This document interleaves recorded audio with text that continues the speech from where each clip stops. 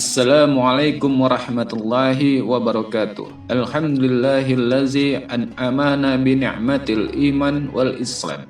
Wa nusalli wa nusallimu ala khairil anam sayyidina Muhammadin wa ala alihi washabihi azma'in, amma ba'du. Video kali ini kita akan membahas tentang Perang Badar bagian ketiga dan keempat. Perang antara kaum muslimin dan pasukan Quraisy. Peperangan dengan jumlah tak seimbang, yakni 313 orang pasukan muslimin melawan 1000 pasukan kafir Quraisy. Bagian ketiga. Rasulullah Shallallahu Alaihi Wasallam dan para sahabat begitu bersemangat. Mereka memilih tempat yang tepat di antara peperangan. Mereka mendirikan sebuah podium sebagai tempat untuk memimpin yang dijaga dengan ketat. Barisan pasukan mulai diatur dan kalimat ahad dipilih sebagai bahasa sandi di antara semua sesama muslim. Hal ini untuk menghindari kesemerawutan di mana pasukan muslim menghantam saudaranya sendiri ketika perang sedang berkecamuk. Rasulullah Shallallahu Alaihi Wasallam memerintahkan pasukannya untuk tidak memulai penyerangan kecuali setelah mendapat perintah. Hal ini agar mereka tidak terpancing oleh orang musyrikin untuk berperang tanpa hasil. Rasulullah Shallallahu Alaihi Wasallam bersabda, "Jika mereka menyerang kalian, maka lemparlah mereka dengan anak panah. Jangan kalian bergerak menyerang mereka sampai aku mengizinkannya." Demikianlah Rasulullah Shallallahu Alaihi Wasallam mempersiapkan segalanya dengan sangat matang. Beliau letakkan segala sesuatunya sesuai dengan tempat yang seharusnya. Beliau tidak menyisakan celah untuk hal yang sifatnya tiba-tiba tanpa terencana. Kemudian beliau bertawakal, menyerahkan semuanya kepada Allah Subhanahu wa Ta'ala. Setelah berupaya secara optimal sebatas kemampuan sebagai manusia. Kedua pasukan pun akhirnya saling berhadapan. Fanatisme jahiliyah begitu tampak jelas pada diri orang-orang musyrik. Setiap orang ingin memperlihatkan kedudukan dan keberaniannya. Muncullah kemudian Al-Aswad bin Abdul Asad Al-Makhzumi. Ia dikenal sebagai seorang yang sangat sadis dan biadab.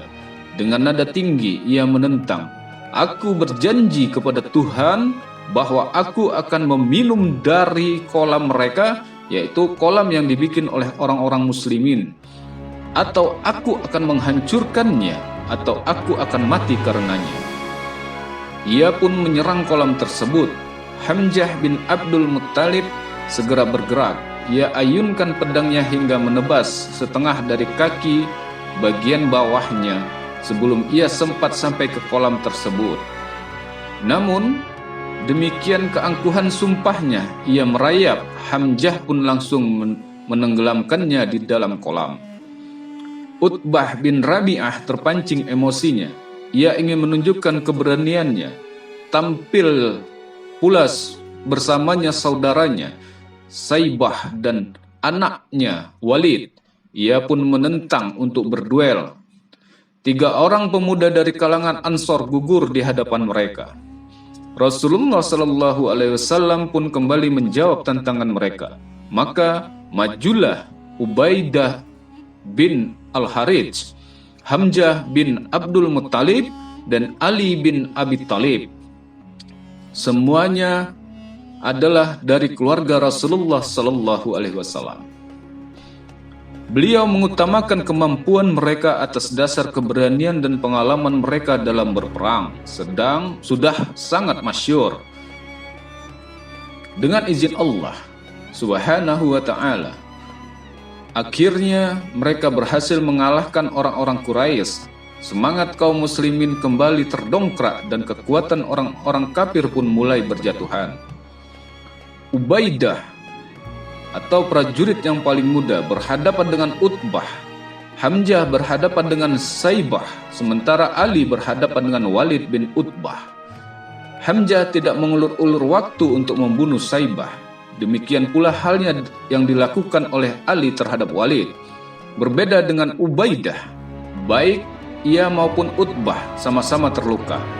Ali dan Hamzah pun segera mengayunkan pedang mereka hingga Utbah tersungkur mati. Lalu keduanya membawa Ubaidah ke perkemahan pasukan untuk diobati. Peristiwa ini merupakan satu awal yang baik bagi kaum muslimin, sekaligus bencana bagi orang-orang musyrikin. Awal yang memilukan ini benar-benar telah membuat mereka berang. Mereka mencoba memancing emosi kaum muslimin, namun umat Islam kala itu mampu menahan diri dengan datang perintah dari Rasulullah Sallallahu Alaihi Wasallam untuk melakukan penyerangan. Rasulullah Sallallahu Alaihi Wasallam bermunajat kepada Allah Subhanahu Wa Taala. Pada saat kritis, sudah seharusnya seorang hamba kembali dan berlindung kepada Allah Subhanahu Wa Taala. Mereka harus benar-benar memurnikan niat dan meluruskan tujuan serta menundukkan hati agar Allah Subhanahu Wa Taala berkenan memecah kesukaran dan menganugerahkan kemenangan. Oleh karena itu, di tempat peristirahatannya Rasulullah Sallallahu Alaihi Wasallam menghadapkan wajah ke kiblat sambil mengangkat kedua tangannya ke langit. Rasulullah Sallallahu Alaihi Wasallam pun berdoa memohon kepada Tuhannya, "Ya Allah, orang-orang Quraisy telah datang dengan kesombongannya. Mereka ingin mendustakan rasul-rasulmu ya Allah. Aku bermunajat memohon janjimu ya Rabb. Ya Allah, tunaikanlah apa yang telah menjadi ketetapanmu. Ya Allah, berikanlah apa yang telah engkau janjikan kepadaku. Ya Allah, jika kelompok yang kecil dari umat ini binasa sekarang, maka engkau tidak akan disembah di muka bumi ini, sebagaimana diriwayatkan oleh Imam Ahmad." Demikianlah beliau terus bermunajat memohon kepada Allah Subhanahu Wa Taala sambil mengangkat kedua tangannya sampai sorbannya jatuh dari atas pundaknya. Abu Bakar pun mendatanginya dan meletakkan sorban itu pada kedua pundaknya. Lalu ia berkata dari belakangnya, "Wahai Rasulullah Sallallahu Alaihi Wasallam, cukuplah apa yang telah engkau minta kepada Tuhanmu, karena sesungguhnya Ia akan memberikan apa yang telah dijanjikan kepadamu." Namun Rasulullah Sallallahu Alaihi Wasallam tidak berhenti berdoa kecuali setelah Allah Subhanahu Wa Taala menurunkan firman-Nya, "Ingatlah, ketika kalian memohon pertolongan kepada Tuhan kalian, maka Ia pun mengabulkannya. Bagi kalian, sesungguhnya aku benar-benar membantu kalian dengan 1000 malaikat yang berada di belakang. Dan Allah tidaklah menjadikan hal tersebut kecuali sebagai sebuah kabar gembira dan agar hati-hati kalian bisa tenang dengannya. Dan tidaklah kemenangan itu kecuali hanya datang dari Allah. Sesungguhnya Allah Maha Perkasa lagi Maha Bijaksana." Surah Al-Anfal ayat 9 sampai dengan 10. Kemudian Rasulullah Sallallahu Alaihi Wasallam berkata, "Bergembiralah wahai Abu Bakar, pasukan itu akan dilumatkan dan lari ke belakang. Bergembiralah karena pertolongan Allah Subhanahu Wa Taala telah datang. Ini Jibril memegang kendali kuda dan menungganginya. Pada giginya terdapat debu, sebagaimana diriwayatkan di dalam Sirah Nabawiyah Ibnu Hisam 1627. Rasulullah Sallallahu Alaihi Wasallam memobilisasi semangat pasukan untuk bertempur.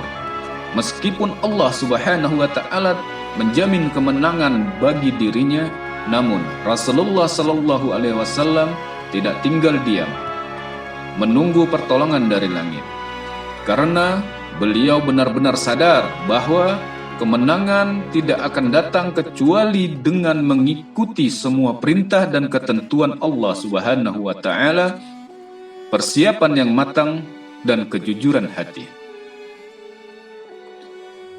Karena kesungguhannya Allah Subhanahu Wa Taala tidak akan mengubah apa yang sedang menimpa sebuah kaum hingga mereka berupaya untuk mengubah apa yang ada pada diri mereka sendiri. Oleh karenanya, harus ada satu upaya keras dan pengorbanan yang berlipat hingga kaum muslimin memang benar-benar berhak mendapatkan pertolongan dan kemenangan tersebut. Untuk itu, Rasulullah Shallallahu Alaihi Wasallam pun turun ke tengah-tengah barisan pasukan dan memberikan khutbah militer sebelum peperangan dimulai untuk menumbuhkan optimisme dan menguatkan hati mereka. Demi zat yang jiwaku berada di antara kedua tangannya, tidaklah seseorang memerangi mereka pada hari ini, kemudian ia terbunuh dengan penuh kesabaran dan mengharap keridhaan dari Allah, maju dan tidak lari dari peperangan, niscaya Allah akan memasukkannya ke dalam surga. Bangkitlah kalian menuju surga yang luasnya seluas lapisan langit dan bumi. Umair bin Himam al-Ansari berkata, "Wahai Rasulullah, surga yang luasnya seluas lapisan langit dan bumi." Rasulullah Shallallahu Alaihi Wasallam menjawab, "Ya." Umair menimpali, "Bak,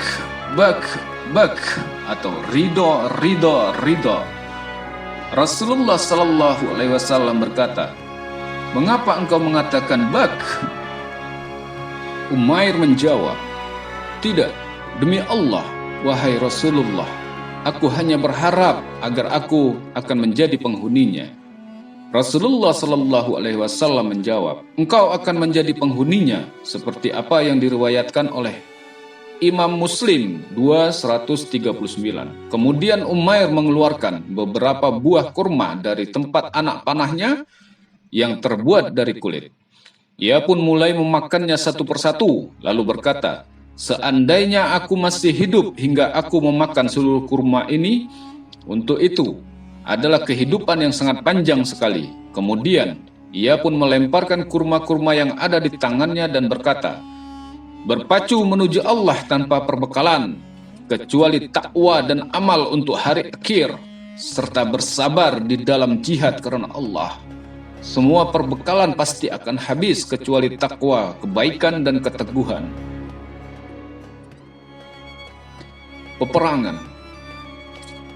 Faktor-faktor turunnya kemenangan bagi kaum muslimin pun semakin matang dan sempurna, baik itu persiapan strategis, rohani maupun militer. Sementara orang-orang musyrikin tidak mengetahui akan hal tersebut, mereka pun tidak tahu taktik perang kaum muslimin yang baru. Sementara orang-orang musyrikin masih menggunakan cara konvensional di dalam berperang, yaitu strategi hit and run, menyerang dan kemudian mundur ke belakang. Menyerang ketika dalam kondisi kuat dan mundur ke belakang ketika kondisi mereka sudah mulai lemah. Mereka berperang tanpa ada pengaturan strategi yang baik.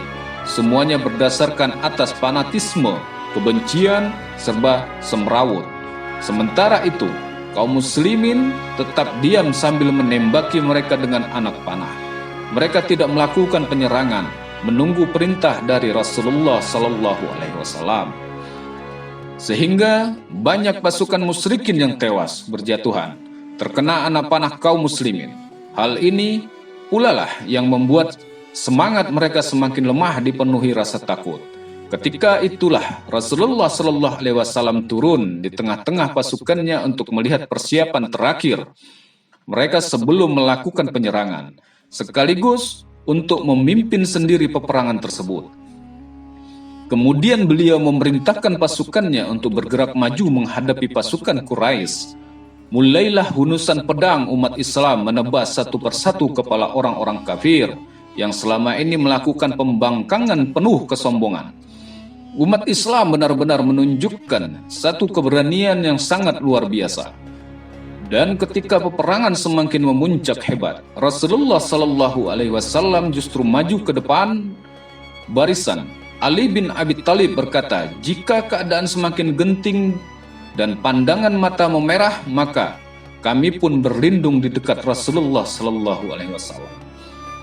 Tak seorang pun yang berani lebih dekat dengan musuh selain dirinya. Aku melihat sendiri ketika perang Badar, kami berlindung di dekat Rasulullah Sallallahu Alaihi Wasallam. Dan ketika itu ia adalah orang yang paling dekat dengan musuh di antara kami. Sikap heroik di medan perang.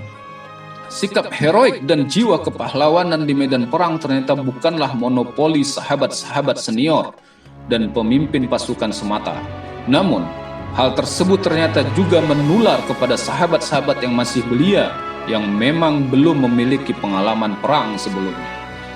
Bahkan, jiwa heroik mereka setara dengan keberanian pemimpin pasukan Quraisy, seorang yang benar-benar memiliki kedudukan yang tinggi di tengah komunitas masyarakat mereka. Sebagai contoh, Abu Jahal, seorang yang sudah sangat kaya akan pengalaman berperang. Ialah sang pemimpin pasukan yang ketika perang Badar berputar mengelilingi pasukannya sambil memprovokasi mereka. Jangan pernah merasa lemah atas kematian Utbah, Saibah, dan Walid, karena sesungguhnya mereka terlalu tergesa-gesa demi Lata dan Uzza. Kita tidak akan kembali sebelum berhasil mencerai-beraikan mereka di pegunungan. Aku tidak ingin melihat salah seorang kalian membunuh salah seorang dari mereka, namun habisi mereka sekaligus, sehingga kalian dapat mengajarkan kepada mereka arti buruknya perbuatan mereka yang telah meninggalkan kalian dan keengganan mereka untuk menyembah Lata dan Uzza. Sebut Abu Jahal. Kemudian Abu Jahal membaca sebuah syair. Tidak sebuah peperangan keras merasa dendam kepadaku, mengorbankan 2 tahun umurku masih dini. Untuk inilah ibuku melahirkanku. Kematian Abu Jahal. Abdurrahman bin Auf berkata, ketika perang Badar aku benar-benar berada di tengah barisan. Tiba-tiba saja dari sisi kanan dan kiriku muncul 2 orang pemuda yang masih sangat belia sekali. Seakan-akan aku tidak yakin akan keberadaan mereka. Aku berharap seandainya saat itu aku berada di antara tulang-tulang rusuk mereka. Salah seorang dari mereka berkata kepadaku sambil berbisik, "Paman, tunjukkan kepadaku mana Abu Jahal." Kukatakan kepadanya, "Anakku, apa yang akan kau perbuat dengannya?" Pemuda itu kembali berkata, "Aku mendengar bahwa ia telah mencela Rasulullah. Aku pun berjanji kepada Allah, seandainya aku melihatnya, niscaya aku akan membunuhnya, atau aku akan mati di tangannya."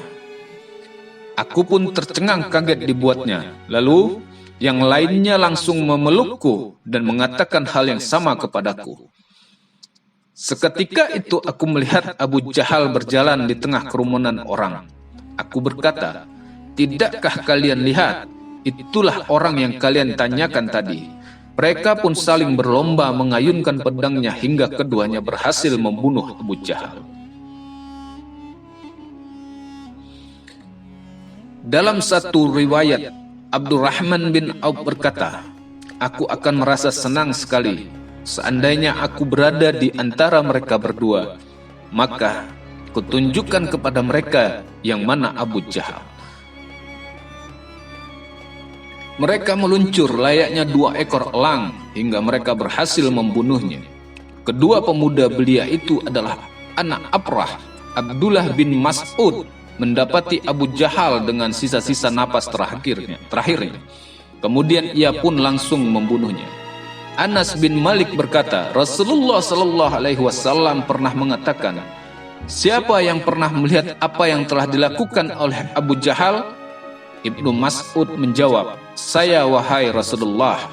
Ia pun bergegas pergi. Lalu ia menemukannya lemas di tangan kedua anak Afrah.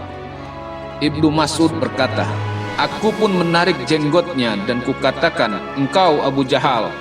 Ia menimpali, 'Apakah di atas Abu Jahal ada lelaki-lelaki lain yang telah kalian bunuh?'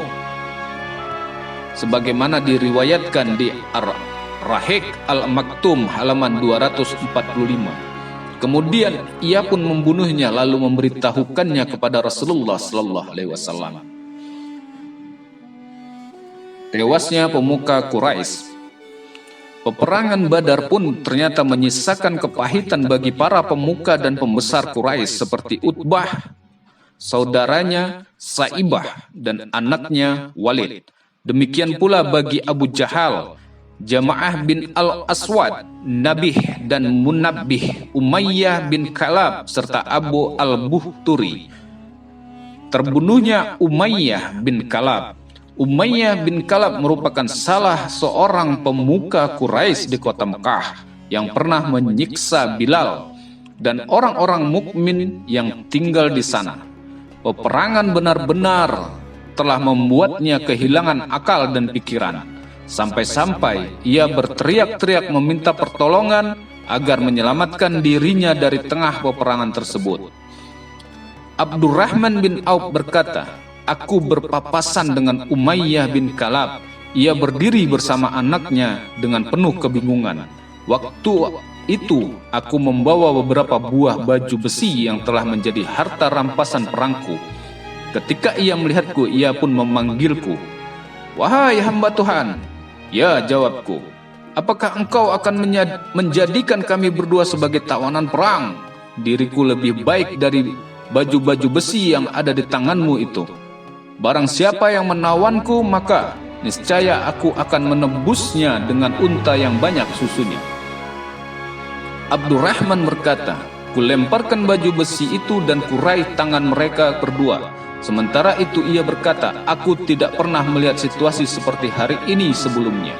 Kemudian ia berkata lagi, wahai Abdullah, siapakah orang yang dikenal dengan bulu yang lembut di dadanya? Abdurrahman berkata, kukatakan kepadanya, Hamzah bin Abi Muttalib.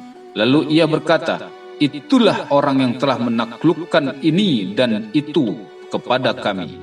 Abdurrahman berkata, demi Allah, aku akan benar-benar membalas mereka berdua jika Bilal melihatnya bersamaku. Dialah yang dulu menyiksa Bilal di Mekah karena ego jahiliyah terhadap Islam. Ketika Bilal melihatnya, ia pun berkata, pentolan orang kafir Umayyah bin Kalab, aku tidak akan selamat jika ia selamat. Abdurrahman berkata, kukatakan wahai Bilal, ia adalah tawananku. Bilal kembali berkata, aku tidak selamat jika orang itu masih juga selamat. Kemudian dengan nada lantang ia berteriak, wahai orang-orang Ansor, pentolan orang kafir adalah Umayyah bin Kalab. Aku tidak selamat jika orang itu masih juga selamat. Orang-orang pun berkumpul mengelilingi kami, lalu aku ikut bersama mereka. Salah seorang mengayunkan pedangnya ke kakinya hingga ia terjatuh. Umayyah berteriak histeris, sesuatu yang belum pernah kudengar sebelumnya. Abdurrahman berkata, kukatakan kepada Umayyah, selamatkanlah dirimu sendiri. Sekarang tidak ada lagi keselamatan bagi dirimu. Demi Allah, aku tidak akan menolongmu sedikit pun. Ia berkata, orang-orang pun berkumpul dan menghajarnya dengan pedang-pedang mereka sampai mereka membereskan keduanya. Abdurrahman berkata, semoga Allah subhanahu wa ta'ala senantiasa merahmati Bilal. Ia telah menyakitiku dengan baju besi dan tawananku. Demikianlah, barang siapa yang berselisih dengan Allah, maka ia pun akan kalah. Dan barang siapa yang menentang Allah subhanahu wa ta'ala dan Rasulnya, maka ia menjadi orang-orang begitu terhina. Dan barang siapa yang bersikap semena-mena terhadap hambanya, maka niscaya ia akan membalasnya dengan balasan yang setimpal. Ia jadikan dirinya sendiri sebagai pelajaran dan tanda kekuasaannya, dan ajab akhirat itu benar-benar lebih menyakitkan dan lebih dahsyat. Demi Allah, Maha menguasai urusannya, namun kebanyakan orang tidak menyadarinya, sebagaimana yang tertera di dalam surat Yusuf ayat 21. Dan orang dari Mesir membelinya berkata kepada istrinya, berikanlah kepadanya tempat dan layanan yang baik. Mudah-mudahan dia bermanfaat bagi kita, atau kita pungut dia sebagai anak. Dan demikianlah kami memberikan kedudukan yang baik kepada Yusuf di negeri Mesir, dan agar kami ajarkan kepadanya takwil mimpi, dan Allah berkuasa terhadap urusannya, tetapi kebanyakan manusia tidak mengerti. Bagian keempat. Selama perang Badar berlangsung, terjadi satu pergolakan antara ikatan emosional bagi akidah yang perjuangannya selama ini tidak sedikit pun kaum muslimin, demikian pula Rasulullah sallallahu alaihi wasallam yang harus mendapati keluarga mereka berada di tengah-tengah barisan kaum musyrikin. Seseorang mungkin akan menemukan saudara, orang tua, paman, atau bahkan menantunya. Antara akidah dan perasaan pun saling berhadap-hadapan. Namun, perasaan dan ikatan emosional harus lebur dan tunduk di hadapan akidah dan keyakinan yang sudah tertanam begitu kuat. Demikianlah karakter seorang mukmin adalah senantiasa komitmen dengan aturan-aturan Allah Subhanahu wa taala. Wahai orang-orang beriman, janganlah kalian jadikan bapak-bapak dan saudara-saudara kalian sebagai wali jika ternyata mereka lebih mencintai kekafiran daripada keimanan. Dan barang siapa di antara kalian yang menjadikan mereka sebagai walinya, maka mereka itulah orang-orang yang zalim. Sebagai contoh, Abu Hudzaifah bin Utbah yang berada di barisan kaum muslimin, sementara orang tuanya Utbah bin Rabi'ah berada di pihak orang musyrik. Abu Hudzaifah mengajak ayahnya untuk memenuhi seruan kebenaran, namun sang ayah yang sudah begitu jauh terjebak di dalam kejahiliahan tetap kukuh di dalam kesesatan, sampai akhirnya kesesatan tersebut mengantarkannya kepada ujung kehidupan yang buruk sekali. Ia tewas di tangan kaum muslimin di tengah-tengah perperangan. Setelah kemenangan menjadi milik kaum muslimin, Rasulullah sallallahu alaihi wasallam pun memerintahkan sahabatnya untuk memasukkan orang-orang musyrikin yang telah tewas ke dalam kubangan besar. Dan ketika tubuh Utbah bin Rabi'ah diangkat, beliau pun memandang ke arah Hudzaifah bin Utbah. Beliau tampak berubah. Ia berkata kepadanya, "Wahai Hudzaifah, mungkin di dalam hatimu terdapat sesuatu tentang apa yang telah menimpa orang tuamu." Hudzaifah menjawab, "Tidak, wahai Rasulullah. Aku tidak akan keraguan sedikit pun pada diriku tentang ayahku dan kematiannya. Namun, aku tahu benar kelembutan, pandangan, dan kelebihannya. Aku begitu berharap seandainya saja Allah memberikan hidayah kepadanya. Dan ketika aku melihat apa yang telah menimpa dirinya, aku pun teringat bagaimana ia mati dalam keadaan kafir. Setelah aku berharap sebaliknya, hal itulah membuatku sedih. Maka Rasulullah sallallahu alaihi wasallam pun mendoakan dan menghiburnya dengan kata-katanya." Bersama para tawanan, pada perperangan ini kaum muslimin berhasil membunuh 70 orang dari kalangan orang-orang musyrikin dan menahan sekitar 70 orang.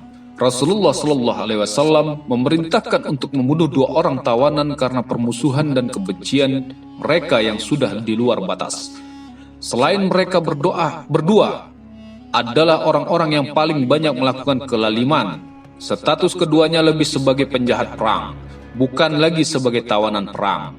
Karena selama ini mereka begitu berambisi untuk berbuat makar kepada umat Islam dan menyiksa orang-orang yang lemah dari kalangan mereka. Keduanya dikenal begitu menantang Allah Subhanahu wa taala dan Rasulnya, sehingga jumlah tawanan tersisa 68 orang.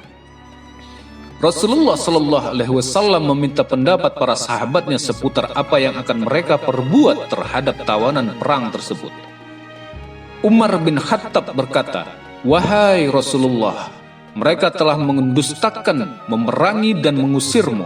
Menurutku, sebaiknya kau izinkan aku untuk menebas leher Fulan, yaitu kerabatnya sendiri, dan kau izinkan Hamzah untuk membunuh Abbas dan Ali membunuh Uqail. Begitulah agar orang tahu bahwa tidak ada kecintaan sedikit pun di dalam hati kami terhadap orang-orang yang musyrik. Aku melihat bahwa engkau tidak perlu menjadikan mereka sebagai tawanan. Tebaslah semua leher mereka, prajurit, para pemimpin dan pemuka mereka." Usul ini disetujui oleh Sa'ad bin Mu'adz dan Abdullah bin Rawahah. Sementara Abu Bakar berkata, "Wahai Rasulullah, mereka itu adalah kaum dan keluargamu juga. Allah Subhanahu wa Ta'ala telah menganugerahkan kemenangan kepadamu. Menurutku, sebaiknya engkau biarkan saja mereka sebagai tawanan dan kau minta mereka tebusan, sehingga tebusan tersebut dapat menjadi sumber kekuatan kita untuk menghadapi orang-orang kafir, dan semoga Allah Subhanahu wa Ta'ala memberikan petunjuknya kepada mereka melalui dirimu sehingga mereka pun akan menjadi pembelamu. Akhirnya Rasulullah Sallallahu Alaihi Wasallam mengambil pendapat Abu Bakar. Beliau pun membagi-bagikan sisa tawanan sebanyak 68 orang kepada sahabat-sahabatnya sambil berpesan, perlakukanlah para tawanan itu dengan baik. Kemudian beliau menerima tebusan dari para tawanan tersebut. Orang kaya akan membayar satu orang tawanan sebesar sekitar 1.000 hingga 4.000 dirham. Sementara orang-orang miskin, sebagian mereka dibebaskan begitu saja tanpa diminta tebusan. Beliau pun menuntut dari para tawanan yang memiliki ilmu untuk mengajarkan kepada anak-anak kaum muslimin membaca dan menulis sebagai tebusan bagi diri mereka. Keutamaan ukhuwah imaniyah. Abu Aziz bin Umair bin Hasim, saudara Mushab bin Umair, menjadi tawanan Abu Yusr al-Ansari. Suatu hari Abu Aziz lewat dan bertemu dengan saudaranya Mushab. Mushab pun berkata kepada Abu Yusuf, tahanlah tanganmu dari tawananmu, karena ibunya adalah seorang yang kaya. Ia akan menebusnya untukmu dengan harta yang banyak. Abu Aziz saudaranya berkata, wahai saudaraku, ini adalah perlakuanmu kepadaku. Mushab berkata kepadanya, sesungguhnya ia Abu Yusuf adalah saudaraku selain dirimu.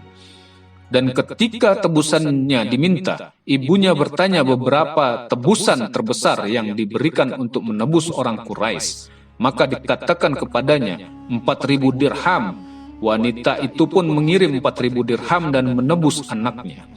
Demikianlah bagaimana ukhuwah imaniyah ternyata lebih berharga dari sekedar jalinan persaudaraan yang dibangun atas dasar pertalian darah dan keturunan.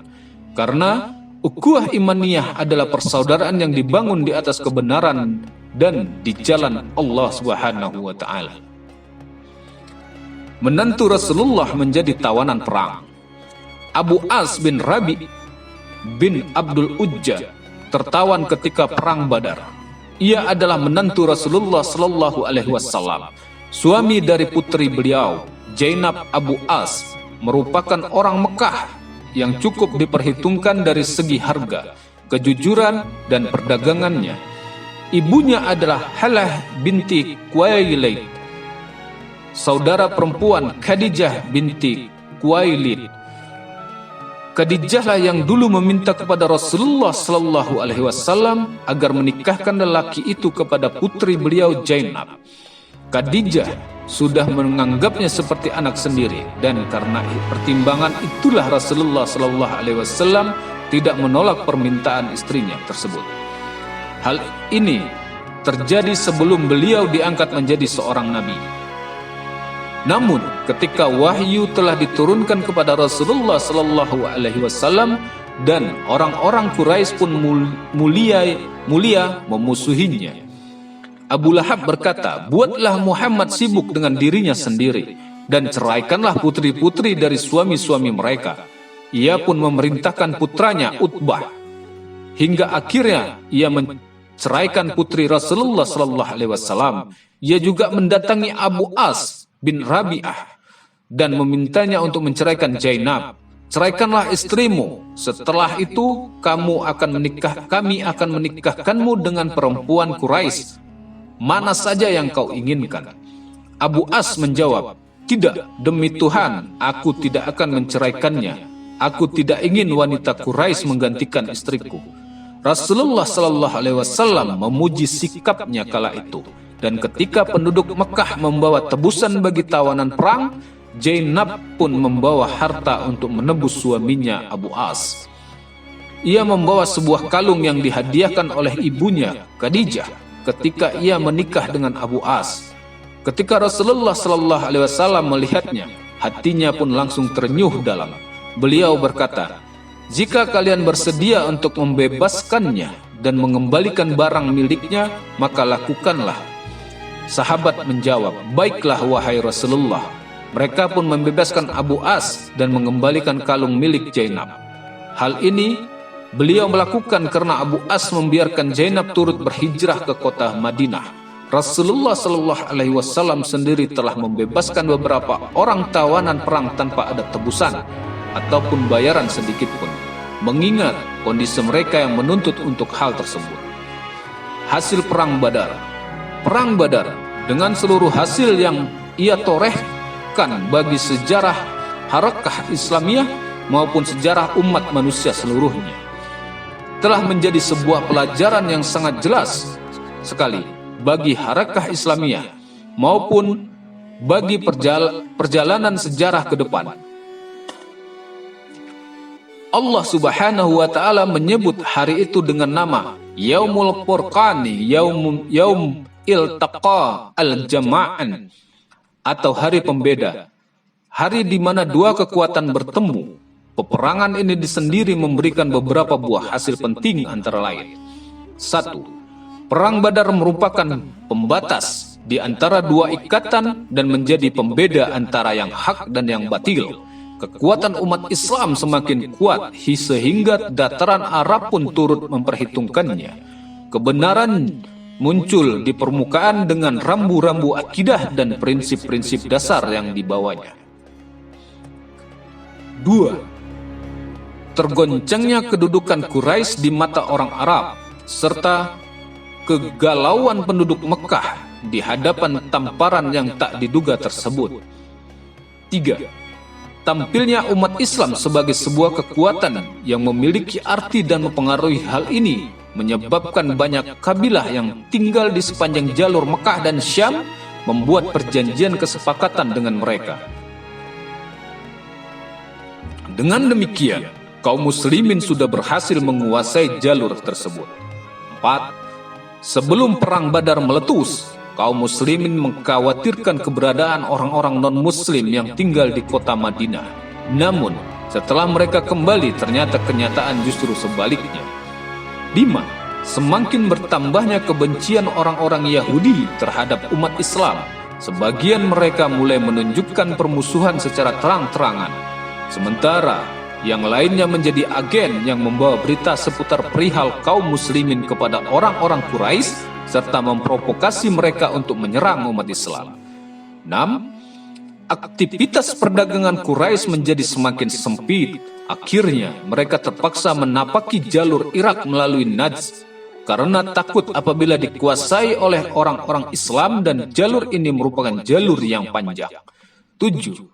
Pada Perang Badar, 14 orang dari kalangan umat Islam gugur sebagai syuhada, 6 orang dari kalangan muhajirin, dan 8 orang dari kalangan ansor.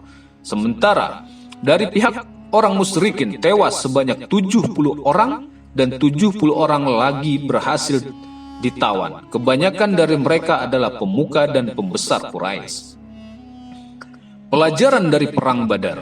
Mereka yang mempelajari peristiwa Perang Badar dan merenungi kejadian demi kejadian dengan seksama, maka niscaya akan banyak sekali pelajaran yang dapat ia ambil, antara lain janji Allah Subhanahu wa taala bagi orang-orang yang beriman dan berusaha dengan penuh kesungguhan, berupa kemenangan pasti akan ditepati.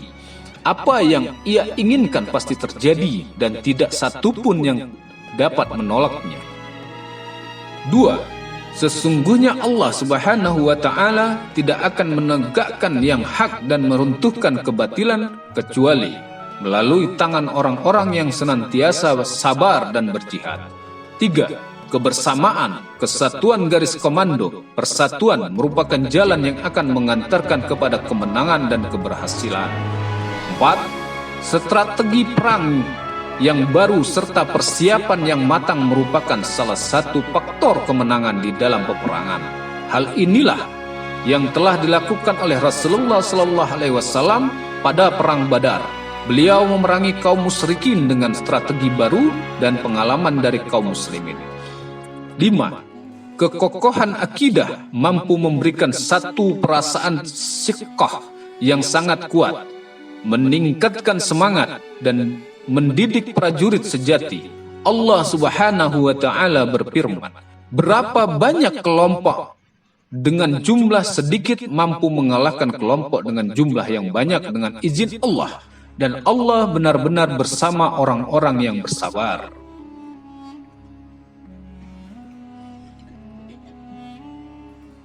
Demikianlah video ini kami sampaikan, dan semoga dengan kita mendengarkan kisah-kisah seperti ini, mudah-mudahan kita menambah wawasan ilmu pengetahuan dan juga kecintaan kita kepada sahabat-sahabat Rasulullah Sallallahu Alaihi Wasallam yang telah berjuang mempertegakkan kalimat La ilaha illallah, yang telah membantu Rasulullah Sallallahu Alaihi Wasallam dalam menyebarkan dakwah dan ajaran Islam. Dan mudah-mudahan video ini bermanfaat.